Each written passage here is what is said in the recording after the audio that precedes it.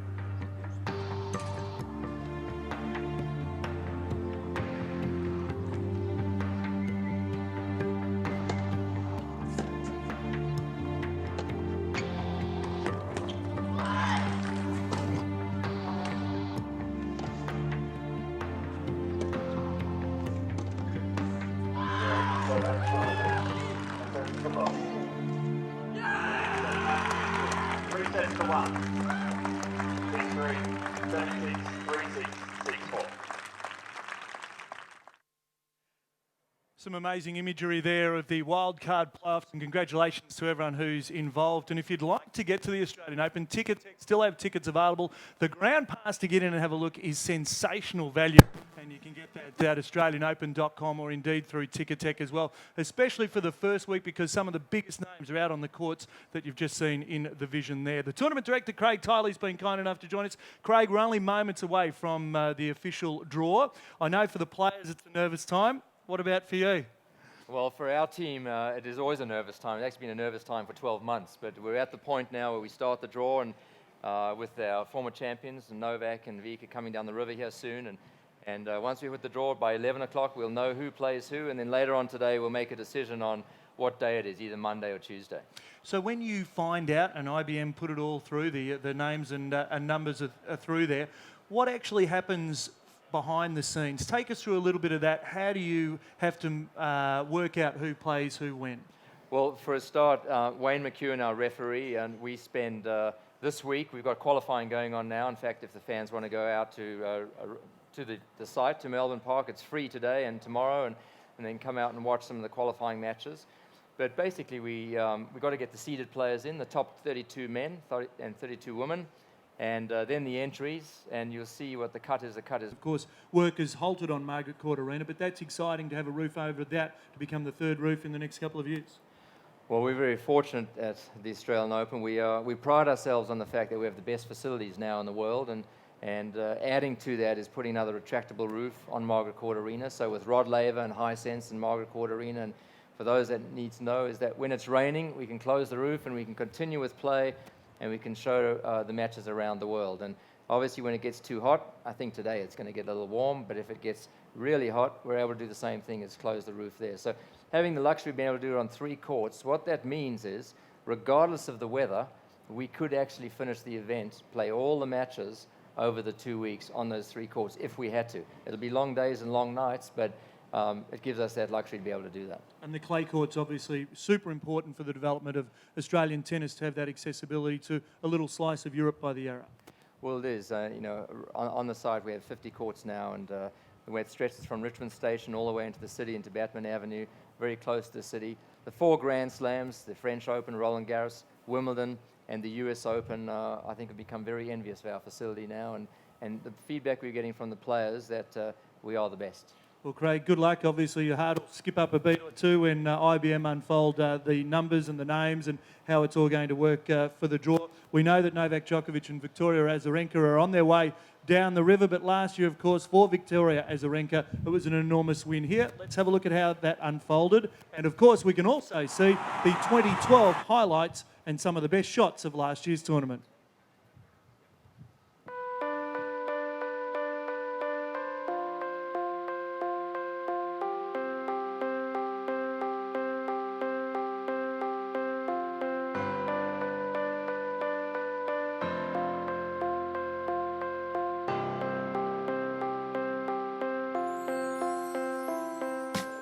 I was looking forward to come back, just to feel that atmosphere, that, great energy that people have and inspiration. So, it's going to be like my home. First feeling is a relief, then it's pure joy that you cannot explain it to words, you have to feel it. Lifting the trophy was, so amazing by just looking back in the pictures. You can see my smile is just so honest and pure that I felt like my mouth couldn't close. My celebration was great. I had, my team around me, which was really important. And what I remember after is a long, long flight.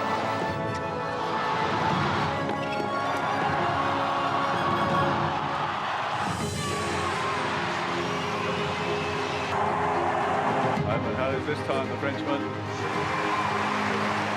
This time she's there.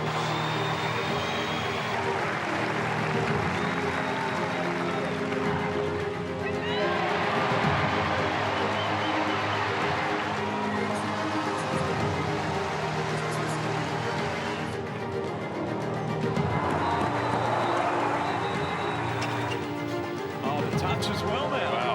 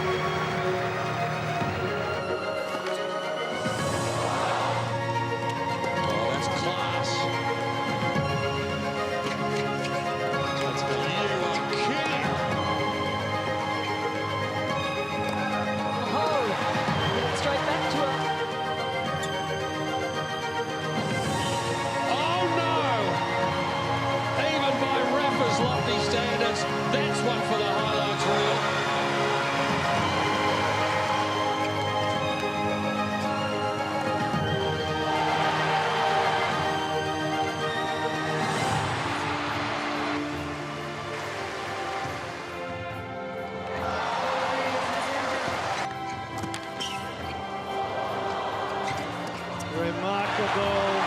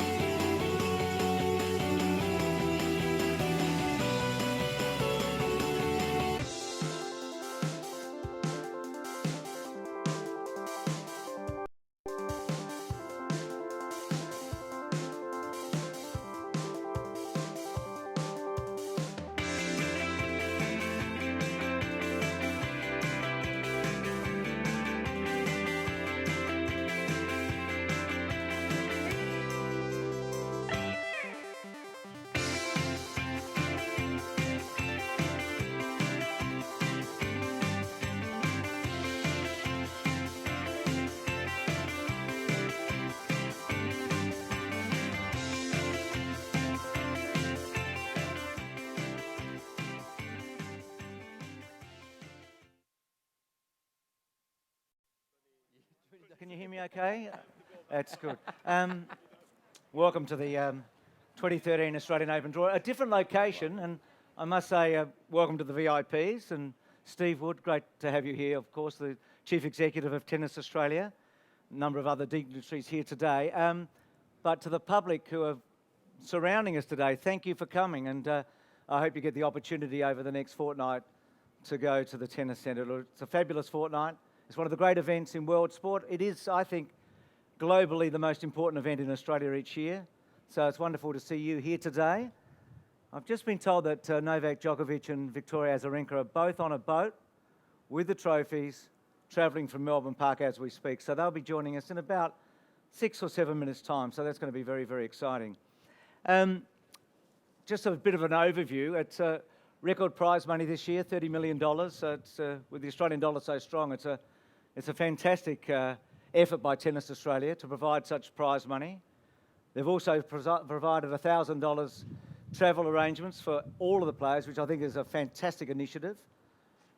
The redevelopment, we heard Craig a moment ago talking to Ian about the redevelopment of the stadium and some of the facilities. I'll talk to Craig Tiley about that in just a moment. For the women, we've got 49 of the top 50 in the world playing here. For the men, we've got 95 of the top 100. There are 44 countries at this stage represented, and that's before qualifying finishes. The women, the top 11 women come from 11 different countries. There are 10 Grand Slam winners in the tournament. And from the men, the 3 countries that have got 2 in the top 10 are Serbia, France and Spain. And we've got 5 Grand Slam winners. So, great field. Really, really exciting times. 15 Australians at the moment, that's before qualifying. 1 seeded, that's Sam Stosur. And Leighton Hewitt's playing his 17th consecutive Australian Open. It's a remarkable achievement. He's 31 years of age, and he's playing his 17th Australian Open. So do your math. It's pretty remarkable. And Bernard Tomic, who's playing in the semi-final in Sydney today against Seppi, has had a great start to his summer. So they're 3 of the Australians that are obviously going to be to the forefront. Without further ado, as we're waiting for Novak and Vic, but they're making their way up, let's just go back and take a snapshot of what happened here 12 months ago.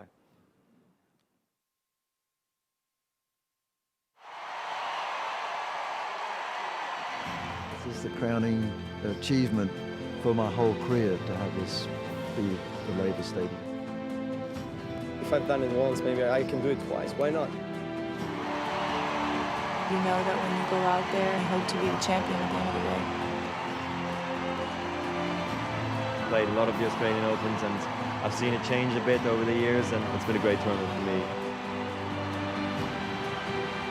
Shoot, I love you guys out here. Like, it's the best I've ever played any tournament in my whole life.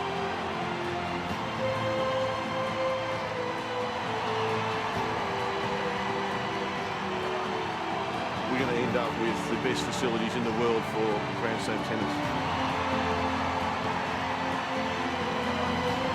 One of sport's great modern-day rivalries produces yet another epic clash. Victoria Azarenka fulfills the dream. Novak Djokovic is the champion in Melbourne for the 3rd time. That was simply extraordinary. Good morning, everybody. You're one of the best players ever. You're one of the most respected guys on the tour. We made a history tonight.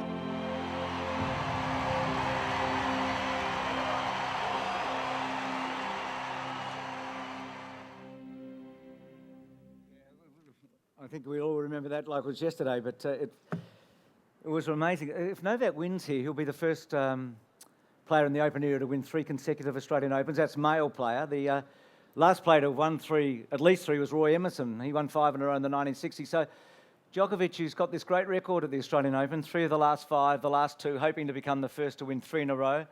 For Vika, for Azarenka, she's hoping to defend a Grand Slam title for the first time. It's the first time in 15 years that we've had the 2 defending champions come back as the #1 seeds. The last time that happened was with Pete Sampras and Martina Hingis. So that's nice that both Vika and Novak come back as the #1 seeds. Doesn't happen every day of the week. For Roger Federer, he's made 34 consecutive quarterfinals at the Grand Slams. I mean, if you say it quickly, it doesn't sound like much, but it's probably never going to be matched again. And if he does win, he'll be 18 Grand Slams, which is the number that Chris Evert and Martina Navratilova won. And of course, we do compare it with golf occasionally, Jack Nicklaus. So Serena Williams, she's won more Australian Opens, male or female, at Melbourne Park than anybody else. She's won 5, and she's going for a 3rd consecutive Grand Slam, having won Wimbledon and also having won at the US Open, and she won the Olympics, of course. So, and Andy Murray, what a change in his life over the last 6 months. Twice a beaten finalist here, semi-finalist last year, made a US Open final before this year, and of course he's the Olympic and US Open champion. So that's just a few of the I guess, interesting stats surrounding the event. Craig, would you like to come forward? Ladies and gentlemen, you've met him already today, but Craig Tiley, the tournament director. Thank you, Craig.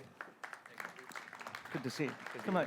Craig, you spoke to Ian a bit about some of the facilities, but I wanted to talk to you about some of the extra entertainment and some of the things that the fans that are here today can enjoy besides the tennis at Melbourne Park. Well, it really starts tomorrow with Kids Tennis Day. We have, starting at 9 in the morning, going all the way through to about 1 o'clock. On Rod Laver from 12 to 1, we have some of the top players out there doing an exhibition, and following that will be a show by Guy Sebastian. So that kicks us off with the kids. We're inviting all kids. They can get online and register to be out there tomorrow, and we're inviting all kids to come out to tomorrow to the tennis. And then what time does that start tomorrow for the people that is it around lunchtime? Well, on Rod Laver we're starting at 12. 12. But the Kids Tennis Day actually starts earlier than that.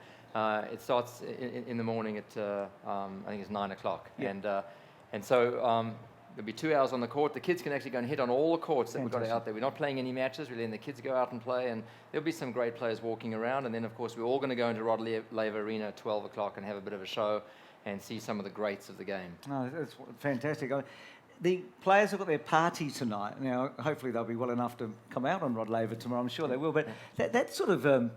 the bar's been raised a bit with the Players' Party too, hasn't it? It has. We're having the Players' Party tonight at the Grand Hyatt. The Australian Open's always been known as the event that entertains the players the best. And we do start tonight with the first bit of that entertainment, and it is the party. It's going to be a special experience for the players, because not only do we have all Australian animals in there, we have fire throwers and a whole bunch of other things. But I think the players are going to really have a good time tonight. Probably not going to be up too late, because they got to get ready the next 2 days, and of course when we start on Monday. Now, it's a sort of an anniversary year in a way, isn't it? I mean, 25 years since at Melbourne Park. It was 10 years ago that Andre Agassi won. Now, I believe Andre's coming back? He'll be back. He's going to be here the second week. He'll be part of our celebration.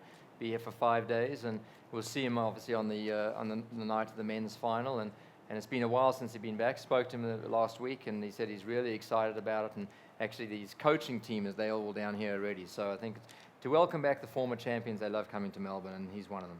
And another champion who's going to be honoured is Roy Emerson, isn't he, over the next couple of weeks? He will. He's going to be inducted as a legend in a Legend Hall of Fame, and we do that the second Saturday at our Legends Lunch, and him and his wife Joy will be here the whole second week. So what a great he's been, Sampras was the first to break his record, and of course now Roger's taken that to another level. Yeah, Roy Emerson, an Australian who won 12 Grand Slam titles, and as Craig said, then Pete came along and has got 14, and Roger unbelievably. It's going to be sad when Roger's not coming here, but that won't be for a couple of years at least, I think. He told me last night he was on the court with his family and his little girls playing, and at least another 5 years. Hey, Craig, how do you go about working out who's on Rod Laver Arena, and how do you work out which matches go where? It's a good question. No, we get a lot of... Is it all star power? Well, there's a little bit of that, and a lot of it, there's so many variables that go into making a decision. We have... there's a scheduling room, which it looks like the flight deck of the Starship Enterprise, and it's probably a bit like the Pentagon, I think. Yeah. Well, I don't know if they'd be that smart, but Wayne McEwen, Stefan Franzen, our Grand Slam, our referee and Grand Slam supervisor, together with representatives from the tours, we spend quite a bit of time in that room and then make decisions based on. It's kind of what it sounds like in the room too. But it's scary, isn't it? But we make decisions based on what's best for the tournament, what's best for the broadcasters, what's best for the players. And one of the objectives we have at the Australian Open is if a player plays one day, to give them at least a break the next day before they come back the following day. And so that's why when we start on Monday, we do one half of the draw Monday and the other half on Tuesday.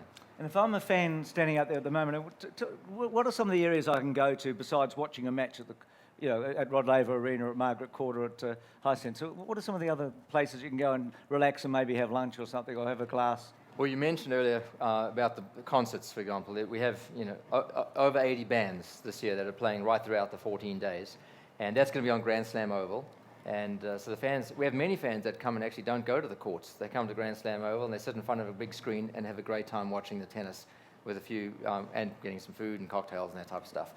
Then Garden Square is a great place. That's our family area. That's where the families tend to go and sit in front of the big screen and watch the tennis.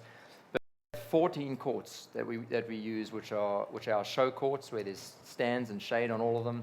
And then there's another, a whole series of practice courts. So there's 50 courts on site where the fans can go and watch some great tennis. Craig, I think we might be able to cut to a shot of Vicker and Novak. I think they're not too far away. Here we go. So have a look. Look at this. Have a look. What a great shot. I mean, isn't that great? Yeah, with both the trophies. And 1945, this boat's been going well before Melbourne Park and looks in pristine condition. So the two champions from last year, the two world number ones, on their way. I wonder how superstitious they are. I mean, a lot of people don't want to touch the trophy. I mean, both these guys had their hands around the trophy last year and they were kissing it and doing everything. But I wonder whether they actually want to put their hands on it. Well, if you notice the two security guards on the side, they have white gloves because you're not allowed to touch the trophy with your bare hands unless you've won it. So otherwise, anyone else who hasn't won it, doesn't matter who you are, you need to put on the white gloves to touch the trophy. So. Whilst we're waiting for Vicker and Novak to come, they're very close. Let's quickly have a look at some of the emotions from the players from last year.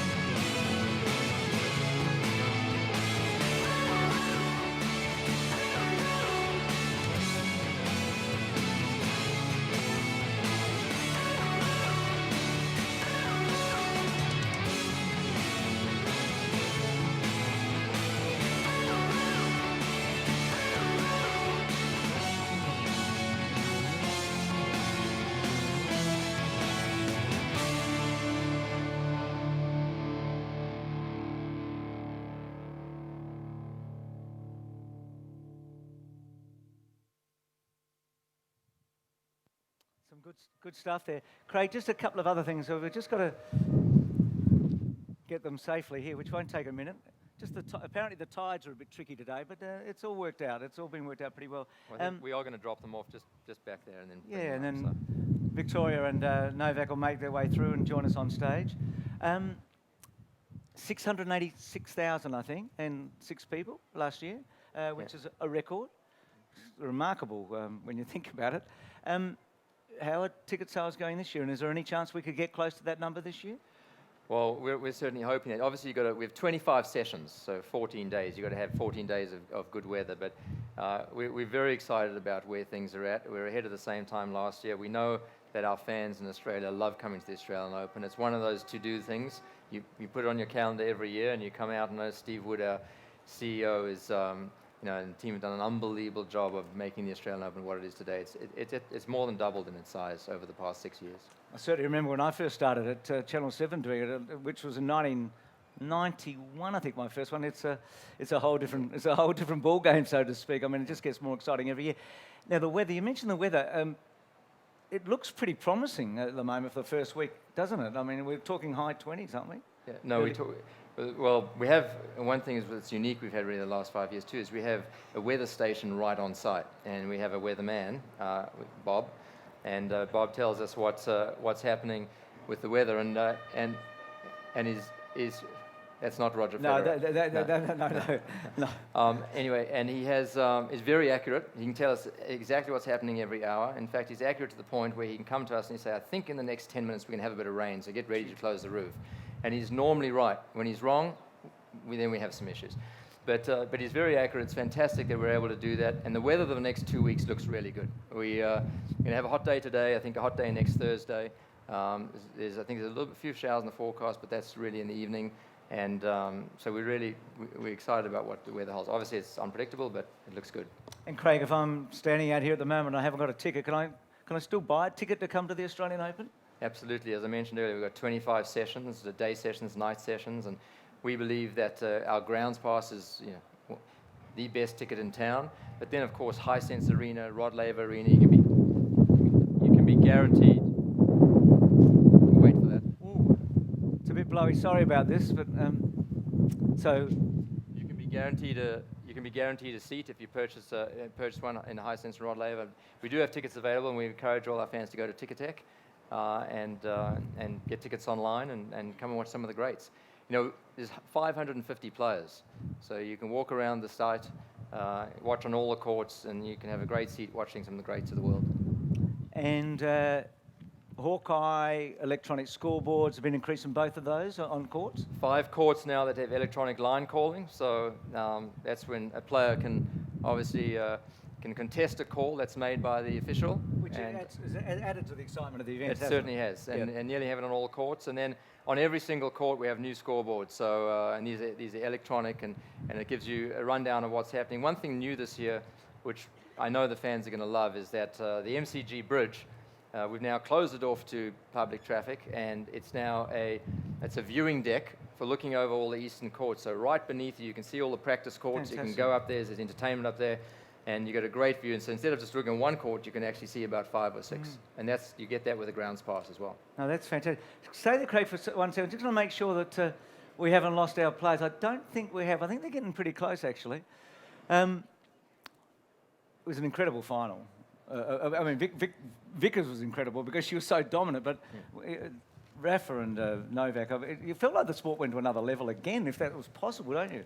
Well, we asked the question a lot if we can repeat that, but 5 hours, 53 minutes was unbelievable tennis from the word go. And, I know that Rafa, in talking to him directly, he's very disappointed that he cannot be with us. But Novak's playing good tennis.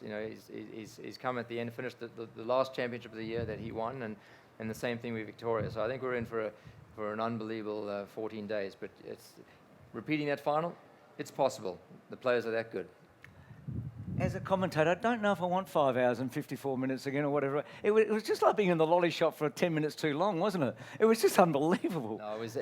I wanted more of that. That was so good. Channel 7 were very happy. Don't worry about that. I'm sure there were a lot of happy people. No, it was, Craig, you're going to come up and join me in a minute with Wayne when we do the draw. So what we'll do, Vicker and Novak are about a minute away. They'll come and join me.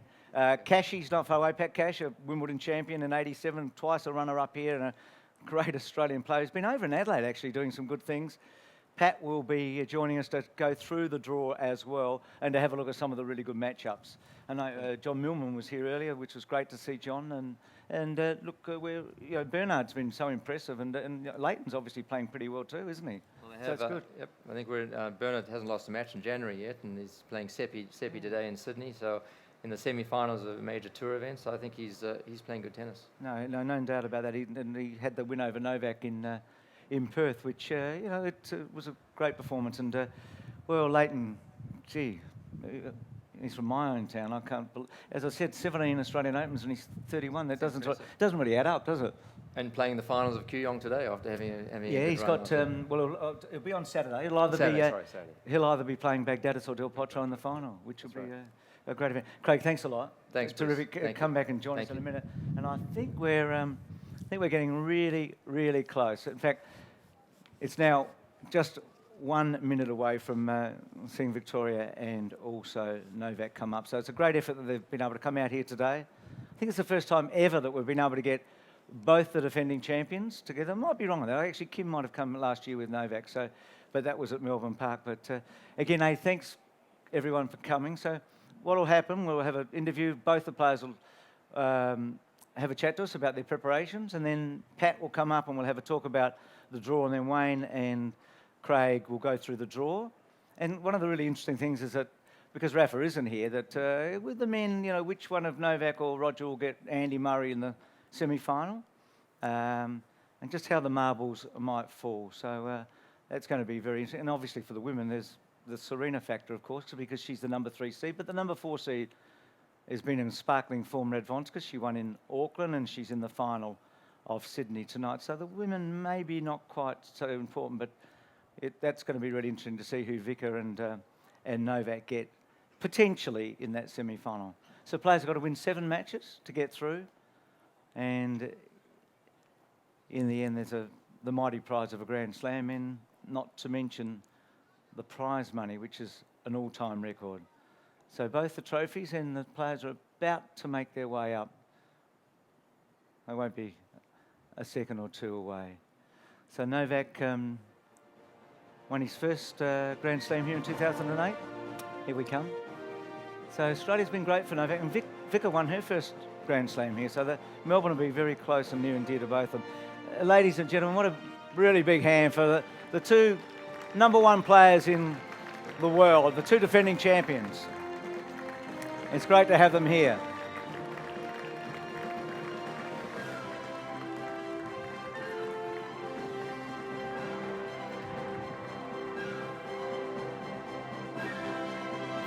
Come forward, gentlemen, and Vicka as well.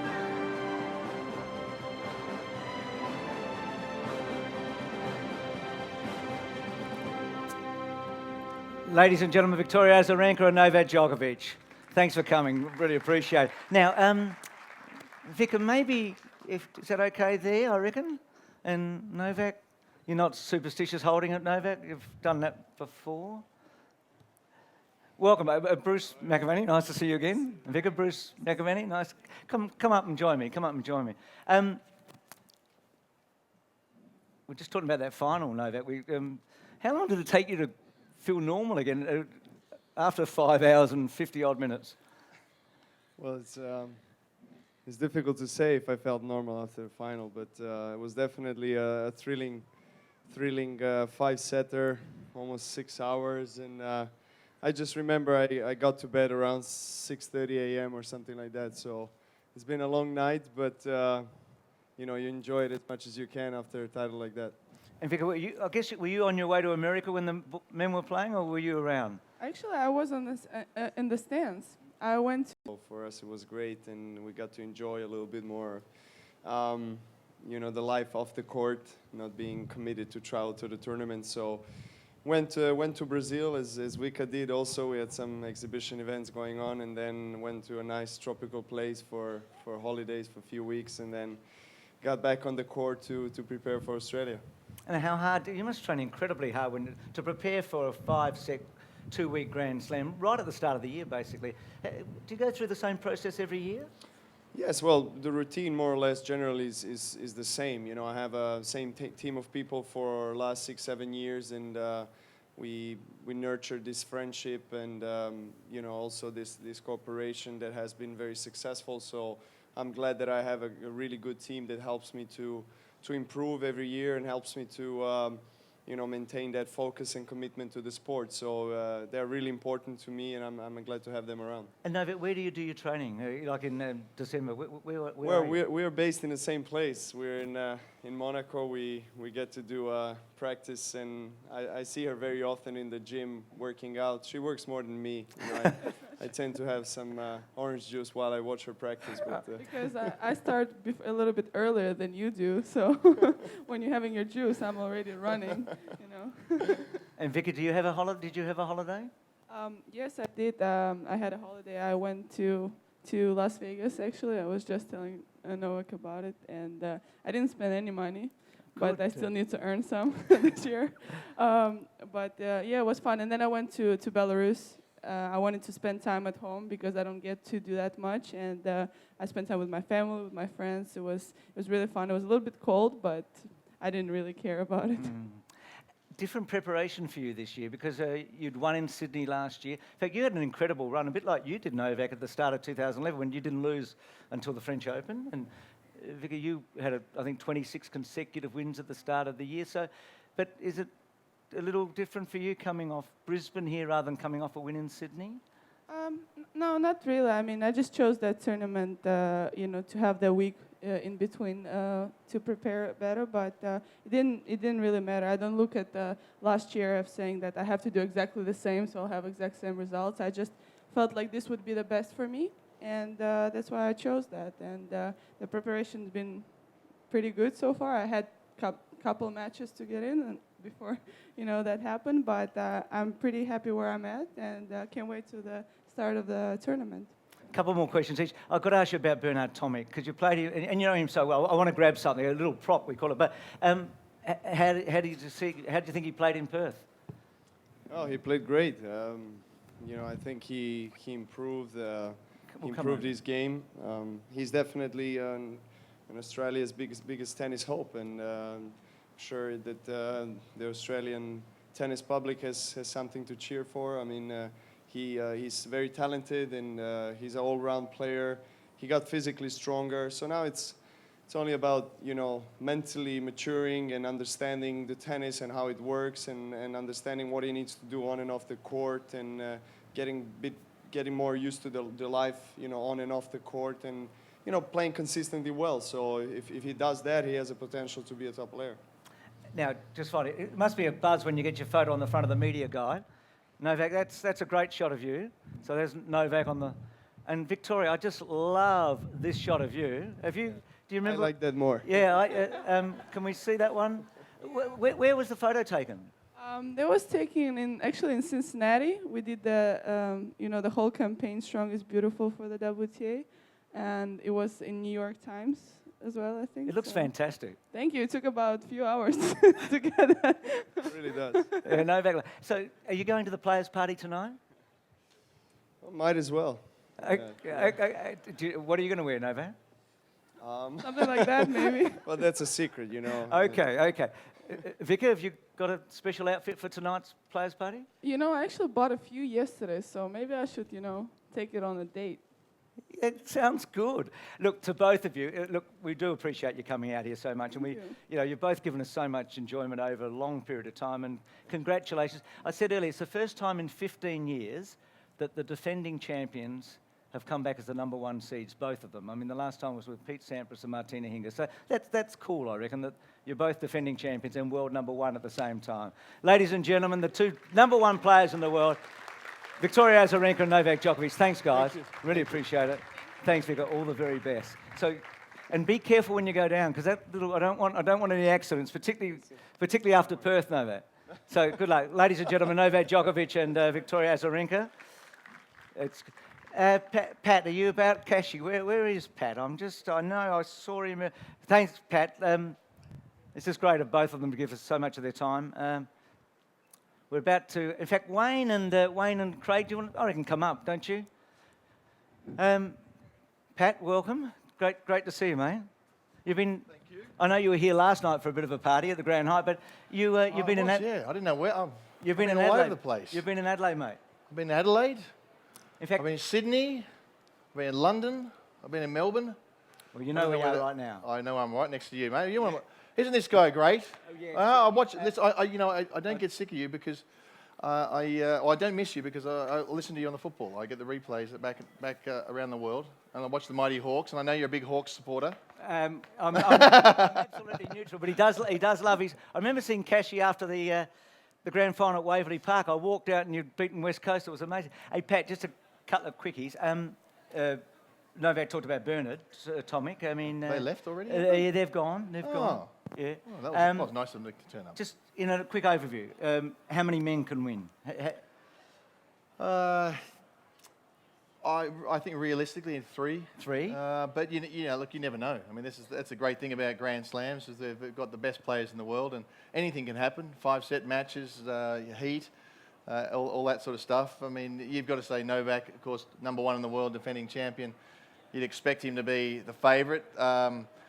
But I think Andy Murray has now hit his peak. So we've got, and of course Federer is still playing great tennis. Roger Federer.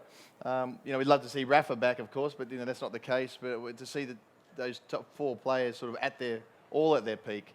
Rafa's not there, but Federer's got a chance. But guys like Thomas Berdych, for instance, these big hitting players that can do a lot of damage in the tournament. Del Potro and Tsonga. Del Potro. It goes on. And Bernard and Leighton, amongst those guys that's probably just outside of the top three who can do some serious damage. I'll ask you about the women in a moment because we'll do the women's draw. Wayne, ladies and gentlemen, Wayne McEwen joins us, the tournament referee, along with Craig, who you met earlier, the tournament director. Wayne, it's your 25th Australian Open?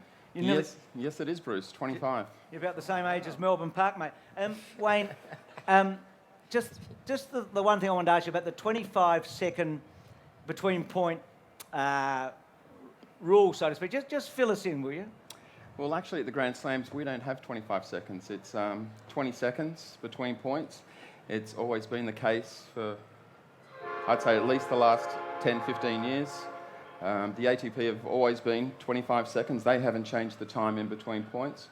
At the Grand Slams, we've always used good common sense and judgment from the officials to enforce that.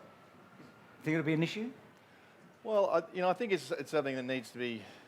I think if you're getting the ITF bringing rules in, they've got to enforce the rules, and I think as much as we like Novak bouncing the ball between points, and he's over there, but 18 bounces every time is not exactly TV watching stuff. Though the hitting the ball is. So look, I think it's the enforcement of the rules is more important than anything.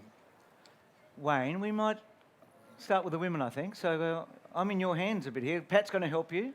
Yes. So I think it's the unseeded players first and then the seeded players, correct? Yeah, we'll start with the unseeded players. I'd like to ask IBM, our international information technology partners, to randomly place the unseeded players into the women's singles draw. So 32 seeds, so okay. This looks very exciting. I've never seen this before. Okay, so stay with us, Pat. So Sabine Lisicki, number 18. She'll be Jarmila Gajdosova, number 42. Just a couple there. Kuznetsova is going to be pretty interesting to see who she might get. So we'll sort all that out in a minute. So you need Pat for a bit of help? Pat, do you want to go over and help Wayne for the seeds? So I'll look after your bottle. Your water. So Wayne. Hey, Pat. So do we start with 3 and 4? Do we, Wayne? We'll start with 1 and 2. Oh, actually. of course. Well, they're already up there. So on line 1. So Monica Niculescu, okay, who's been in the top 25 before and has played pretty well this summer. Yep. So on line 1 we have Victoria Azarenka, and on line 128 Maria Sharapova. We then move to seeds 3 and 4. First one drawn goes on to line 33.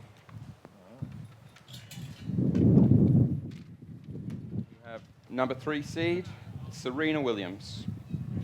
So Serena's in the same half as Victoria Azarenka. Wow. Next one. Next one. There can only be one left, I assume. Yeah. And on line 96, our number 4 seed, Agnieszka Radwanska. So Sharapova and Radwanska on the one half of the draw. We then go seeds 5 to 8. First one drawn goes on to line 32. We have seed number 7, Sarah Arani. Finalist at the French last year. Had a great run here at the Australian as well, Sarah. Line 64 is next. We have seed number 8, Petra Kvitova. So 2 Grand Slam champions against one another in the first round. Schiavone and Kvitova. Schiavone at the French a couple of years back, and Kvitova, of course, at Wimbledon. Line 65 is next. And we have our number 6 seed, Nali. So Lina, who's a French winner and a finalist here. I hope. There it is. And our last seed onto line 97, seed 5, Angelique Kerber. So Angelique Kerber, who made the semi-final in Sydney, played last night in that semi-final. Also semi-finals in a couple of the Grand Slams last year. We now do seeds 9 through 12. First drawn goes onto line 17. We have our 10th seed, Caroline Wozniacki. Former world number 1 seed here at the Australian Open. To line 49 is next. We have our 12th seed, Nadia Petrova. So Wozniacki Lisicki's a pretty big first round match, isn't it? So Petrova goes in and she's up against Kimiko Date, who's 42 years of age. Remarkable. What's that one? We have line 9, on line 80, we have our number 9th seed, Samantha Stosur.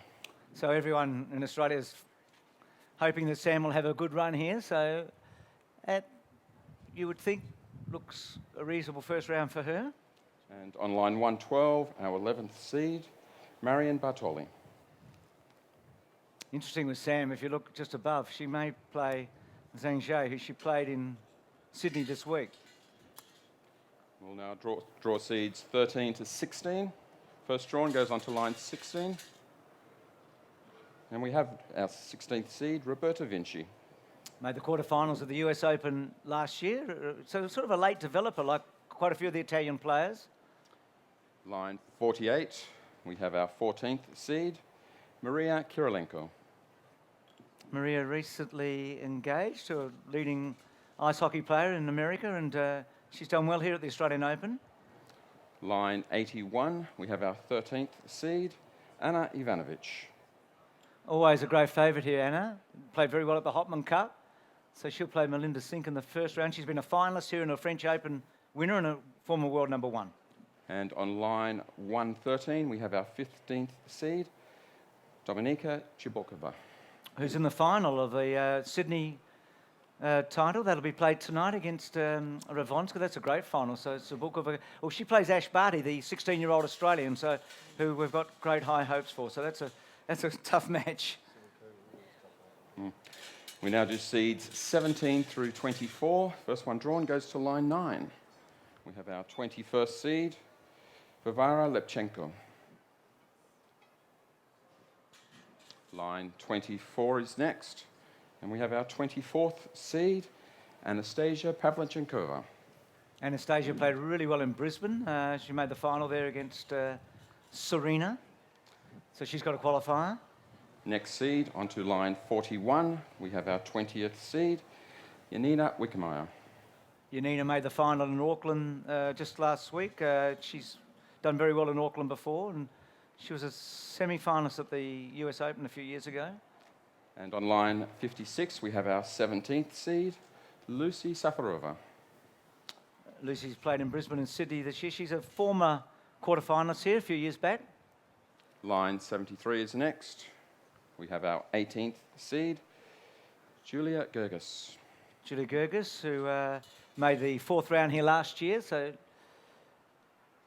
she's got a qualifier. Next on line 88, we have our 22nd seed, Jelena Jankovic. So Jelena, former world number one and US Open finalist. Line 105 is next. We have our 19th seed, Ekaterina Makarova.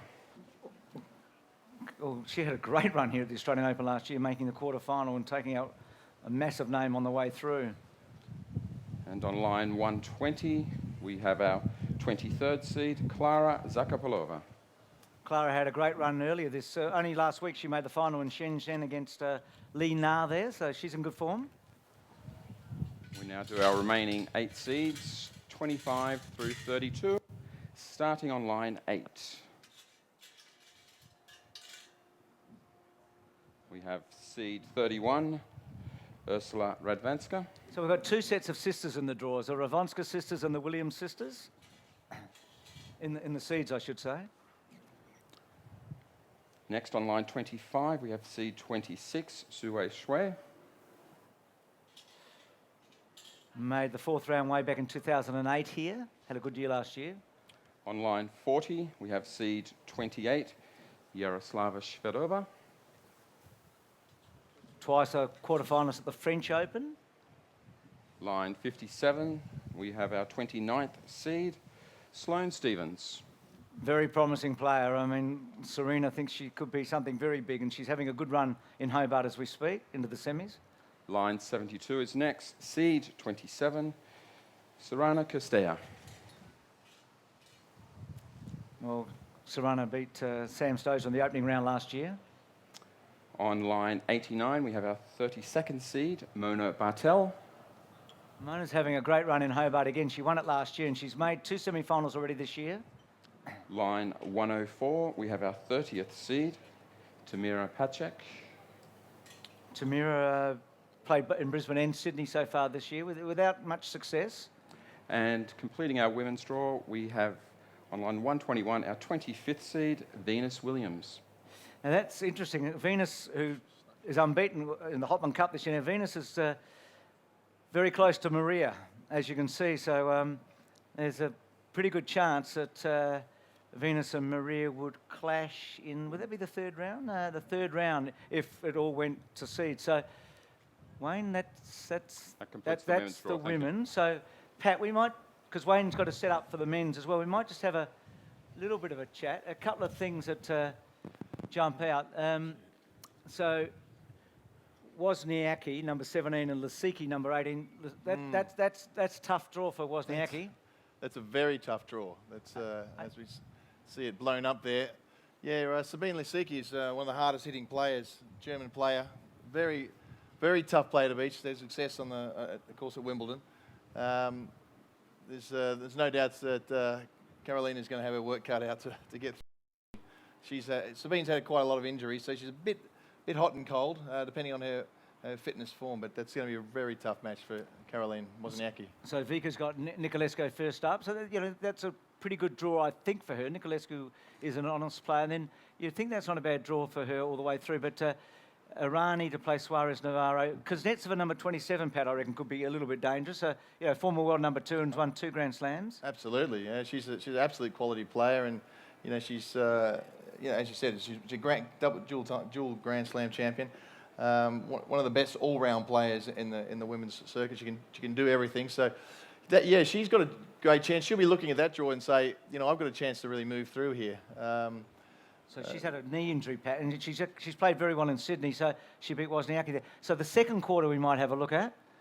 So Serena and Victoria are in the same half. So if they both win through, it'll be a Williams-Azarenka semi-final. Yeah. Which happened at Wimbledon last year, but of course it was a final of the US Open, and there's a lot of interest in that rivalry. So it's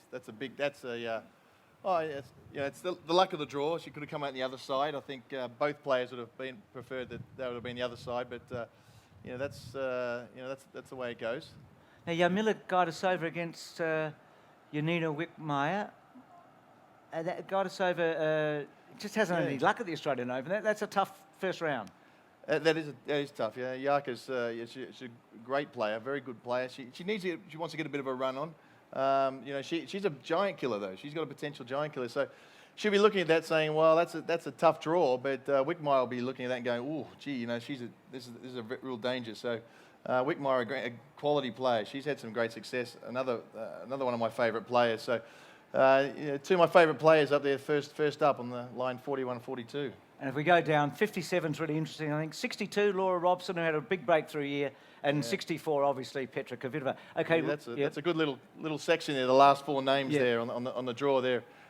Boy, there's some talent there. Look at that. Odin and Robson, Schiavone and Kvitova. That's probably the toughest little four together in the women's draw. For sure. So, we'll go to the third quarter, Pat, and this is Sam Stosur's quarter. So you've got Li Na at the top. Sam's got Chiang Kai-shen of Taipei. Possibility to play Zheng Jie in the second round, who just beat her in Sydney. Li Na at the top. Yeah, these are all tough matches, and Sam would have liked to, she needs to get a couple of matches under her belt, that she's come back from surgery.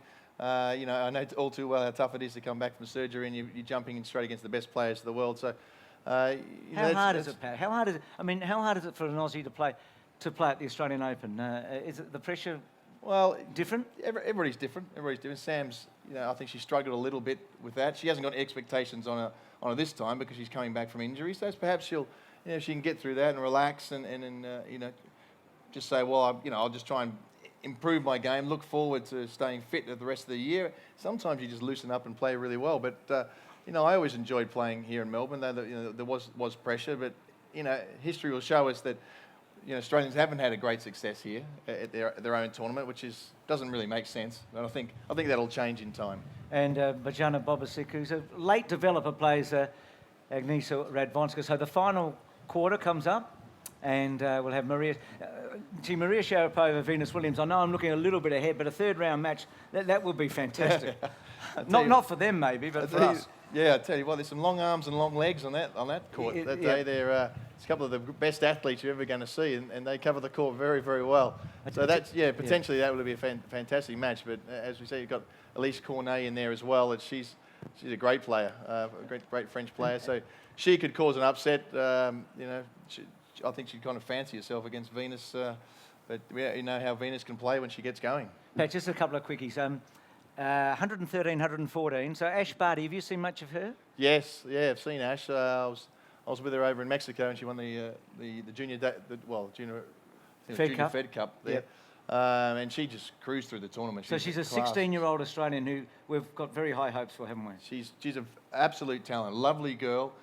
She's got all the shots, all round game, and great volleys as well. And you know, sometimes the all-court players take a little bit while to get going, to find their game. I mean, she's already moved way right up the rankings, but she's not far away from getting some big scalps there. And Sybil Kober will be a tough one for her because she's a very tough campaigner. So we'll have to see, but that'll be exciting first round match. And the other one, 101, 102. So Casey Dellacqua, fourth round here, 2008, I think. Madison Keys, I saw her the other night. She's an incredible athlete from America who looks a huge talent, I think. Well, they're two. You can't get two more talented players than those two, Casey and Madison, and so they'll obviously be fighting like mad to get through, and you know they've got a pass check in the next round, so they'll be looking forward to thinking that they might be able to grab that seed and move through. But yeah.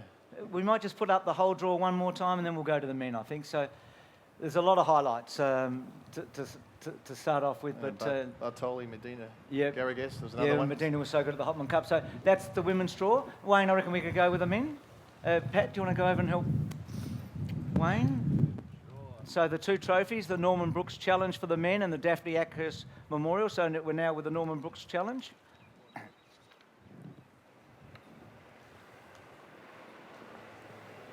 So how do they do this, Wayne? There's a computer that just randomly places the players out. Explain this to me. It's just a random selection. We've been in the office and we've done it. We've done numerous test draws, and everyone is different. That's amazing. I assumed it was. I didn't think you'd very good. So everybody, the draw's going to come up. Aussies will be looking immediately towards Tomic and Hewitt, who are both unseeded.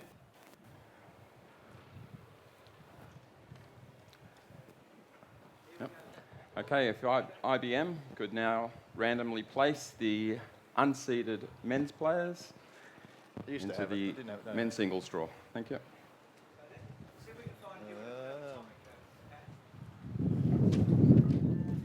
Hewitt's number 63, so Leighton's going to get a pretty tough first round.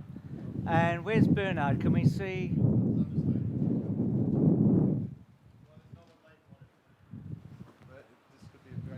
Bernard Tomic down the bottom here. So Bernard Tomic's number 123. So Wayne, we might get on with it, eh? Yep. Well, apologies to Leighton. I told him I wouldn't get him a top seed. Okay, we'll start with our number 1 seed, Novak Djokovic, on line 1. And on line 128, our number 2 seed, Roger Federer. So Roger's got... We have our number 3 seed, Andy Murray. Seeds 5 through 8.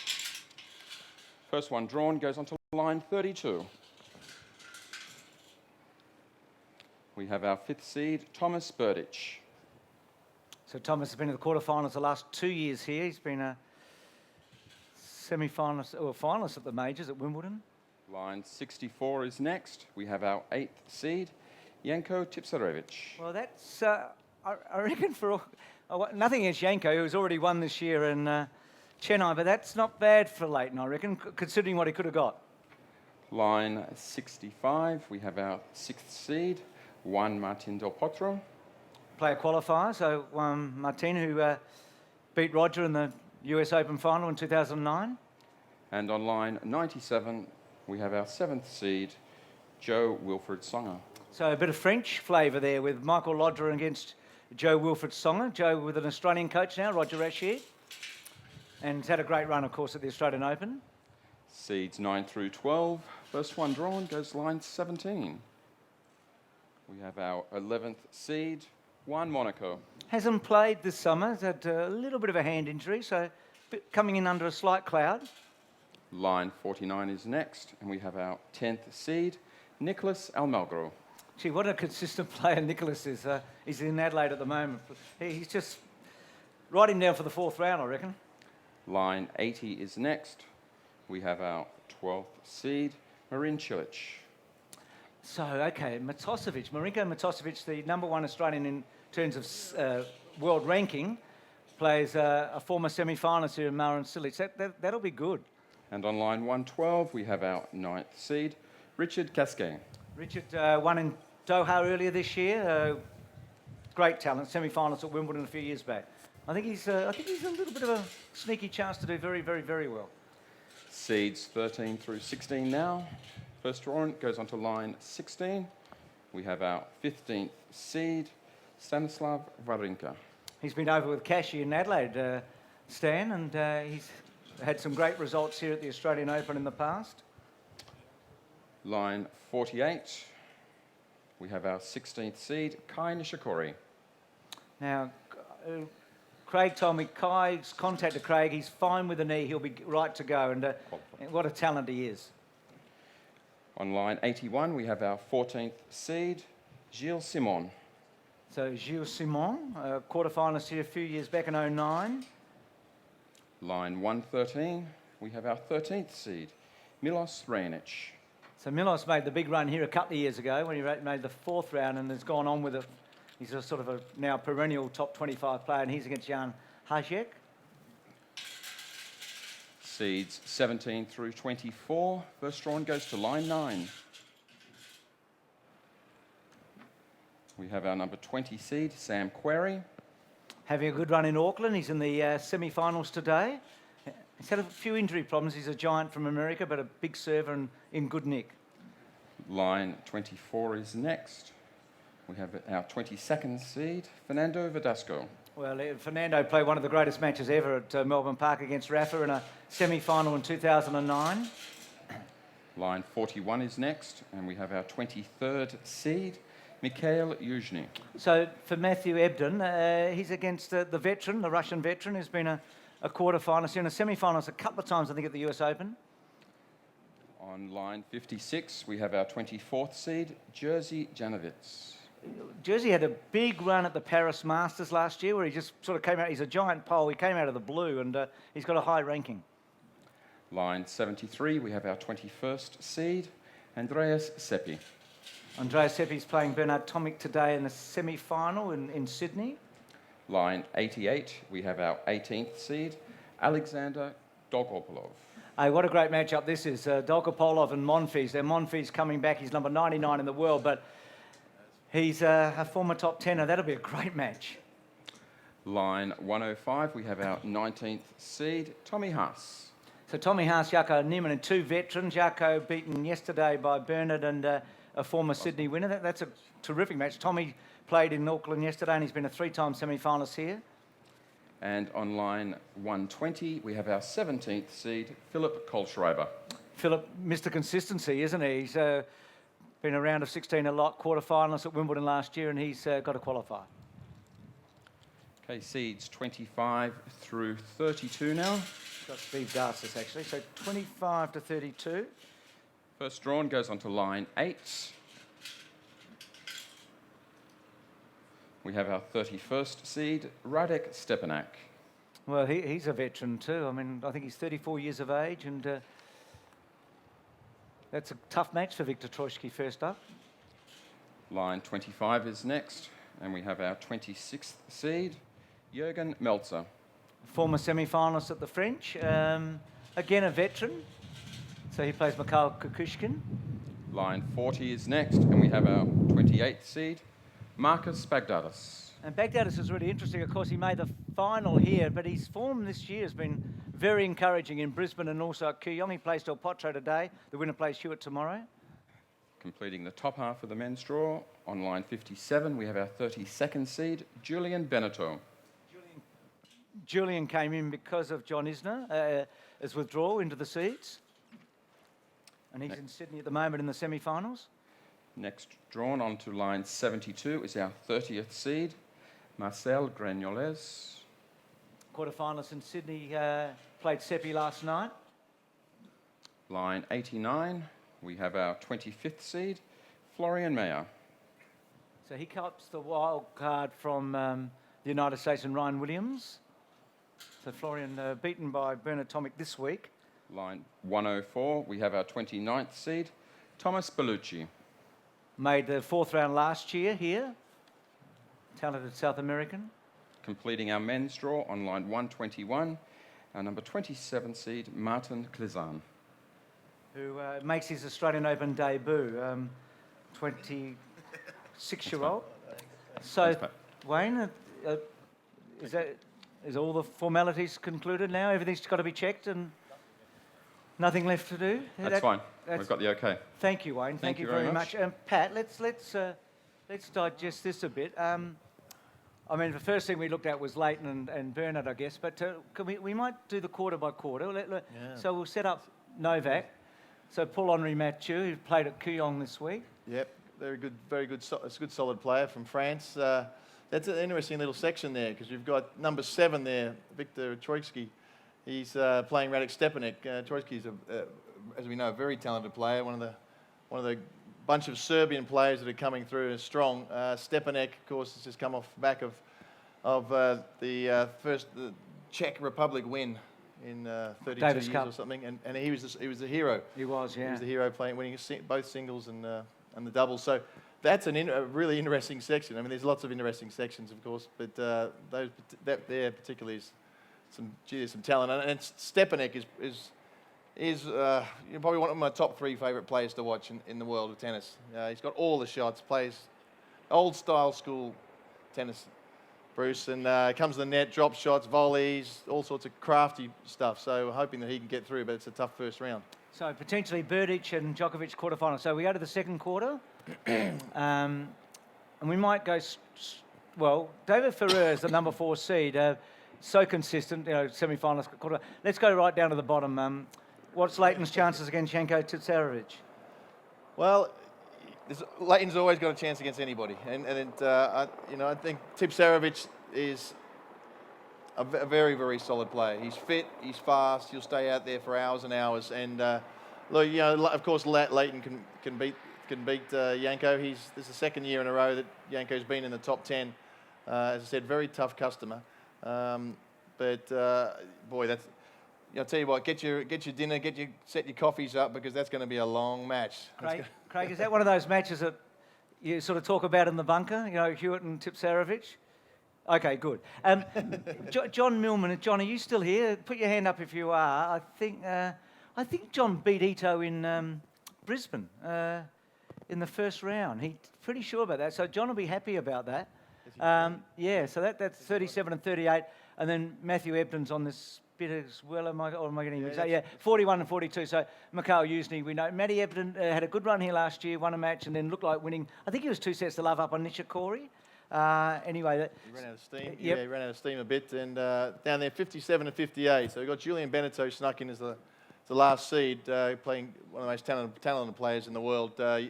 Youngster who's not so young anymore, Dimitrov. So there's a potential upset there as well. Third quarter.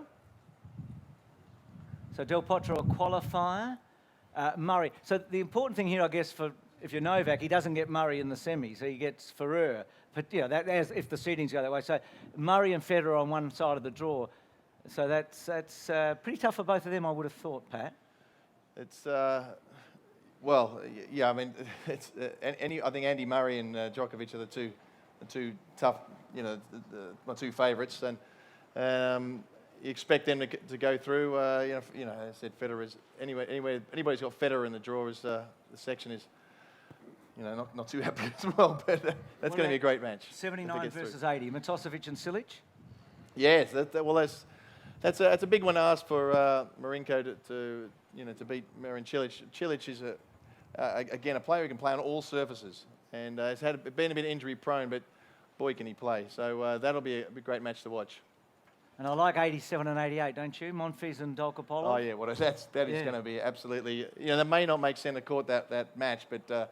Boy, that's going to be full of entertainment. Those two are two of the most entertaining tennis players in the world, and playing first round. So it's a bit unfortunate for both of those guys, or certainly for one of them who won't get through.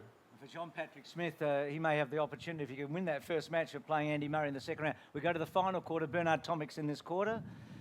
And he's down towards the bottom, Pat, 123. So he plays another Meyer, the Argentinian, who has had a good run at the French in the past, but you'd think Bernard would start a warm favourite there. Yeah, I would say so. Expect him to get through there. But he's got number 128's very close to him, though, isn't he?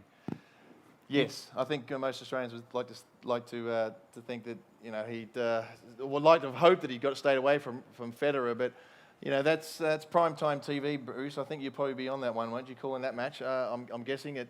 They played here last year. They played in the fourth round last year, so they played in the fourth. So this year they played in the third round. So they played in the fourth last year, Tomic and Federer. So this year, if they get through, they'll play in the fourth. We'll see. It'll be very interesting. We'll see how Bernard's improved and see if Roger's still sharp. So that it's starting to switch over that. And Pat, just before we wrap up, Luke Saville, 18-year-old former Wimbledon and Australian junior champion, number 100. But what about 101 and 102? There's the two young Aussies, eh? The two wild cards. Pulled 3 out in a row. There's the 3 very talented Australians in a row, talented youngsters. Luke Saville, Wimbledon junior champion, very good player. James Duckworth is probably the name you may not know that much, but boy, he's as talented, if not more talented than the others. And so they'll be playing against each other, which is the Aussies there. So it's a great opportunity for one of them to get through, but they could have played at the backyard around the corner here. So that's the way it goes. It's a big stage. So one final look at the men. Craig, when does the is it Sunday afternoon, the opening day's draw? When is the opening day's draw released for the day and night sessions? Is it Sunday evening, Sunday afternoon? No, we'll probably be able to do that. It obviously depends on the qualifying matches today, and we've got the final round of qualifying matches tomorrow. But traditionally, we've done it later on Saturday. Yep. But we hope to do it sooner. Okay, fantastic. Wayne and Craig, thank you. Is there anything more, Craig? I think we're just about right, don't you? I think we have a great draw, some unbelievable matchups, and as Cashy said, there's some. It's going to be interesting, some decisions on which matches and which players we put where, because there's a lot of good ones. Yeah, well, that's something you'd love to. Hey, Pat, thanks so much, mate. But ladies and gentlemen, Pat Cash, the Wimbledon champ of '87 and a couple of finals. Great to have you here, Cashy. Thank you. Terrific. And look, thanks to Novak and Vika of thanks, everyone. Really been great for the public to come along and enjoy the draw. So can't wait for the next fortnight. It's just so exciting. It's amazing. We love it. Steve, good luck. Craig, good luck, and to all the players. So thanks, everyone. That's it.